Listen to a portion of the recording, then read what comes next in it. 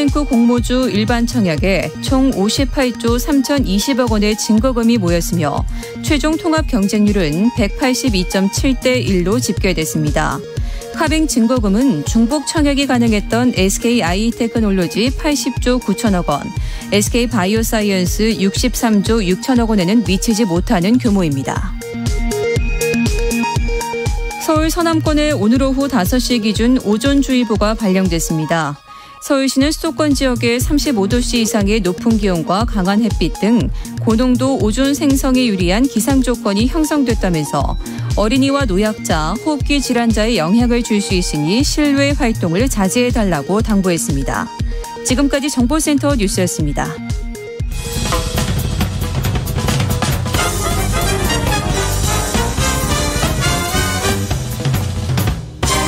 훅 인터뷰. 훅 인터뷰 이어가겠습니다. 주진우 라이브에서 대권에 도전하는 후보들 만나보고 있습니다. 준비한 공약 들어보고요. 왜 내가 대통령이 돼야 하는지 꼼꼼히 따져 묻고 있습니다. 오늘은 원희룡 제주지사입니다. 클래스가 다른 나라를 만들겠다면서 대권 도전을 공식 선언했는데 원희룡의 비전 직접 들어보겠습니다. 안녕하세요. 안녕하세요. 왜 원희룡입니까? 왜 원희룡이 대통령이 돼야 됩니까? 저는 겸손한 권력으로 낮은 정부를 통해서 국민들의 삶의 행복과 네. 다음 세대의 미래 비전을 만들 수 있는 그러한 각오와 능력을 갖추고 있습니다. 네. 이번 대선을 통해서 반드시 정권 교체하고 좋은 나라 만들겠습니다. 겸손하고 낮은 자세. 문재인 대통령도 겸손하고 좀 겸손하지 않습니까? 근데 문재인 정부의 모든 것이 잘못됐습니까? 모든 것을 되돌려 놓겠다고 선언하셨는데. 무능의 결과 민생과 외교와 모든 분야에서 실패가 있고요. 가장 정의로운 척하면서 불공정의 도가 지나쳤고요. 그러면서도 아직도 잘못을 인정 안 하고 책임을 전가하고 정권을 연장하려고 하고 있잖아요. 이런 점에 대해서 깨끗이 청소하고 공정과 진정한 혁신 위에서 우리 다음 세대가 희망을 가질 수 있는 그런 대한민국을 만들어야죠. 그렇습니까? 자, 그러면 우리 원희룡 지사가 되면 어떤 나라가 되는 겁니까? 국가가 네. 지금 모든 일을 다 할 수 있을 것처럼 하면서 부동산, 일자리 전부 공공 위주로 해나가고 있는데요. 네. 결과는 실패거든요. 그래서 국가가 해야 할 일과 하지 말아야 할 일을 명확하게 구분해서 네. 공정은 실천이 되고 혁신은 현실에서 작동되는 그러한 나라를 만들어야죠. 지금 문재인 정부처럼 좋은 얘기, 정의로운 척은 다 해놓고 결과는 국민들에게 고통과 실패만 남는 그런 나라를 정상으로 되돌려놔야 됩니다. 나라가 다 해줄 수 없잖아요. 대통령이 다 해줄 수 없는데 현실에서 그렇습니다. 작동되는 정치다. 이건 또 어떤 의미일까요? 지금 우리 사회에 정부가 하지 말아야 될 일은요. 네. 정부가 시장을 이긴다 또는 부동산은 세금으로 때리면 수요를 누를 수 있다. 이런 식으로 국가가 해서는 안 되고 또 할 수도 없는 일에 대해서 공공 위주 또 정치 만능주의로 하고 있는 게 문제고요. 그러면서도 한편에서는 우리 사회에 곳곳에 만연해 있는 격차, 그리고 앞으로 인공지능 기술 혁신이 빨라지면 구조적 격차가 생기게 되는데 국가가 해야 될 일들에 대해서는 제대로 하지 않고 있어요. 이 폭등한 집값, 그리고 공공으로 숫자만 채우는 일자리, 보육과 교육에 있어서의 격차 때문에 아이를 낳지 않는 이런 문제들에 대해서 제대로 국가가 적극적으로 나서서 개개인들에게 국가 찬스를 제공해야죠. 네. 아이를 낳지 않는 문제는 이명박 정부 때도 박근혜 정부 때도 문제였는데요. 지금도 문제고요. 이게 잘 풀릴 수 있을지 얘기하는 분들도 있습니다. 2014님께서 원 지사님 말씀대로라면 실패한 정부라면 대통령 지지율이 40% 넘게 나오는데 이건 어떻게 나올 수 있어요? 이렇게 물어봅니다. 정권 교체를 바라는 여론이 훨씬 높고요. 네. 지금 코로나라는 특수 상황 속에서 네. 그리고 지금 정치적으로 국민들의 지지 성향이 네. 가장 이렇게 갈려있는 이런 가운데서 나오는 정치 현상이기 때문에 네. 그런 점에 대해서는 다음 정부를 어떤 세력이 어떤 정부를 만들 것인가에 대해서 이제부터 국민들이 심판을 하고 진지한 선택을 할 거라고 봅니다.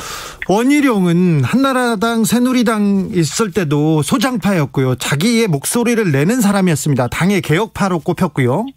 그리고 제주지사로 내려가서도 자기 역할을 한다면서 여러 개혁적인 일을 해내고 있습니다. 그죠? 네. 그런데 왜 인기가 별로입니까? 네? 왜 지지율이 별로예요?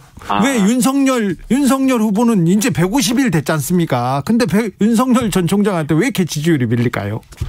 지금은 예. 국민들의 질문이 네. 누가 문재인 정권과 잘 싸웠느냐, 대척점에 섰느냐, 네. 여기에 대해서 정권 교체 열망으로 지지율에 반영이 되고 있는데요. 네. 이제 찬바람이 불기 시작하면 네. 누가 문재인 정부보다 잘할 수 있느냐? 그렇죠. 안정적인 국정 운영 능력과 미래 비전 국민의 질문이 옮겨갈 수밖에 없습니다. 그렇죠. 지도자는 뭐 네. 네. 그러면 보수의 가치를 지켜온 정통성과 예. 중도 확장성이 뛰어난 네. 사람으로서 원희룡의 가치와 경쟁력에 대해서 우리 국민들께서 다시 발견하게 된 그런 시점이 온다고 믿습니다. 그렇죠. 비판 비난으로는 국가를 이끌 수 없죠. 지도자라면 그렇습니다. 비전을 네. 보여줘야 되는데 그 비전 그리고 중도 확장성은 원희룡이 윤석열보다 훨씬 낫다. 최종 후보는 네. 야권의 최종 후보는 원희룡과 윤석열 전 총장 중에 나올 텐데요. 그렇습니다. 저는 최종 승자는 원희룡이 될 수 있다. 원희룡이 윤석열을 이길 수 있다라고 자신합니다. 왜냐하면 왜요? 국정 운영의 비전과 능력 면에서 국민들이 평가를 하게 될 거고요. 또 네. 하나는 이제 새로운 정부가 들어서면 문재인 정부의 온갖 불공정과 잘못된 점들을 깨끗이 청소를 해야 되는데 이 정권에서 대척점에 섰던 경우에는 보복이라는 그러한 틀에 갇힐 수가 있게 되죠. 그러면 국민들이 다시 광화문 국민과 서초동 국민으로 갈라져서 과거 청산을 둘러싼 보복 정치 논란 때문에 미래를 향해서 국민들이 하나가 돼서 나갈 수 있는 그게 너무나 어렵게 되겠죠. 네. 그런 면에서 보복 정치로부터 떨어져 있었기 때문에 자유롭게 오히려 청소하고 미래로 나아갈 수 있는 그런 면과 안정적인 국정 운영 혁신적인 미래 비전에 있어서 원희룡의 가치를 국민들께서 알아주시게 될 거라고 믿습니다. 결국 윤석열과 최재형은 그 미래 비전 그리고 그 정권을 이끌 능력 때문에 어렵다. 그래서 돌고 돌아서 나로 온다. 홍준표 의원이 그렇게 얘기하던데요. 이제 경선이 본격적으로 시작되면요. 도덕성, 인품, 그동안에 겪어왔던 경험과 비전 이런 점들에 대해서 네. 서로 치열한 예. 불꽃 튀는 그러한 토론과 검증이 이루어질 수밖에 없거든요. 네. 그리고 나아가서는 이제 민주당이라는 상대 경쟁자와 예. 정말 국가 정권의 운명을 건 네. 그런 토론과 검증이 진행될 수밖에 없는데 네. 토론이면 토론, 검증이면 검증, 당 내든 아니면 본선이든 가장 경쟁력 있고 끝까지 건재할 수 있는 것이 원희룡이 될 것입니다. 도지사 출신으로 또 대선 출마를 선언한 이재명 경기지사하고 비교될 수밖에 없는데 이재명 경기지사는 어떻게 평가하고 계십니까? 여러 가지 사업들을 하는 과정에서 네. 자신의 단기적인 인기와 주목도를 끌기 위해서 수단 방법을 가리지 않는 점에서 저는 매우 위험하다고 생각을 하고요. 무엇보다도 자기와 의견을 보이는 사람 또는 자기에 거슬리는 사람에 대해서는 그게 가족이든 연구원이든 정치 세력이든 거기에 대해서 매우 난폭할 정도의 공격성을 보이는 점에서 저는 기본 소득이니 기본 주택이니 얘기하는데요. 기본 인격에 심각한 결핍이 있다고 생각합니다. 기본 소득이 아니라 기본 인격에 문제가 있어요? 네. 너무 이렇게 공격적인 거 아니십니까? 아니 저는 한마디로 요약을 해서 말씀드린 겁니다. 온 국민들이 지금 만찬에 보고 계시지 않습니까? 4767님께서 야권 후보 중에 원희룡 지사님이 제일 합리적이라고 생각합니다. 중도층을 끌어안고 합리적으로 비전 있는 정책으로 도전해 주세요. 이렇게 얘기합니다. 지사님 친구분 이렇게 나타나셨나 봅니다. 팬들이 많군요. 제주도지사 원희룡은 리더로서 능력 검증 받았습니까? 네, 저는 제주에서 중국 자본으로부터의 난개발을 단호히 막았고요. 탄소 중립 로 제주도가 가장 먼저 대한민국의 대표 선수로 나가 있습니다. 네. 그런 면에서 제주의 갈등 현안들을 풀고 미래를 위해서 혁신을 실제로 실천했던 그런 점들을 우리 국민들께서 보시면 평가하게 될 것입니다. 이제 앞으로의 그 경선과 본선 과정에서 제가 살아온 것, 제가 해온 것, 우리 앞으로 할 것, 이런 것들에 대해서 있는 그대로 국민들께 투명하게 평가를 받도록 하겠습니다. 제주 코로나 상황은 어떻습니까? 이것 때문에 걱정이 많으시죠? 예, 7월 휴가철이 다가오면서 한때 20명, 30명대로 급히 올라가는 바람에 제 도지사직 사퇴까지도 잠시 미뤄놓은 상태인데요. 네. 요즘은 10명대 초중반 정도로 조금은 가라앉았고요. 네. 저희들이 백방으로 코로나 방역을 하고 있기 때문에 여행객들께서 조금만 더 조심해 주시면 관리 가능하다고 보고 있습니다. 네, 오늘 남북 직통 연락선이 복원됐습니다. 남북 관계, 남북대 물꼬가 터치나 이렇게 좀 희망적으로 보는 분들이 많은데요. 북한 김정은이 일방적으로 연락선을 끊었다가 이제 무슨 이유인지 이제 복원을 했는데 그것에 대해서 감지덕지하면 안 된다고 생각합니다. 물론 남북 비상연락선은 늘 유지되고 여기에서 서로 협의가 돼야 되지만 일방적으로 연락선 끊고 일방적으로 연락사무소 폭파하고 이러한 북한의 그때그때 행태에 대해서는 우리가 원칙과 장기적인 대안을 가지고 엄정하게 대처해 나가야지 이게 끊고 폭파한 행위에 대해서는 아무 말도 못하다가 이게 복원되니까 감지덕지하는 이런 것은 이 북한의 이 태도가 오히려 아주 습관화되는 그런 문제점이 있다고 생각합니다. 원희룡의 대북 정책이 좀 강경해진 건가요? 원희룡이 그리는 대북 정책의 그림은 어떤 건가요? 북한에 대해서는 저희는 평화를 관리해야 됩니다. 그런 면에서 저희가 일부러 대결하거나 아니면 일부러 북한에게 끌려가는 것은 안 되고요. 네? 원칙에 입각한 평화 그리고 장기적인 과정을 관리하면서 더 악화되는 예를 들어 핵 문제가 더 악화되는 것을 막기 위해서 장기적인 관점으로 관리를 해나간다는 그런 좀 더 원칙이 있고 무게 있는 그런 대북 정책이 필요하다고 생각합니다. 일희일비하고 그때그때의 단기적인 성과 내지는 그 세계에 무언가를 과시하기 위한 국내 정치용으로 또는 감성적으로 접근하게 되면 이번 정부의 뜻처럼 실컷 북한에 맞춰주고도 결과는 오히려 악화되는 그런 상황이 나올 수가 있죠. 교훈을 얻어야 됩니다. 그래요.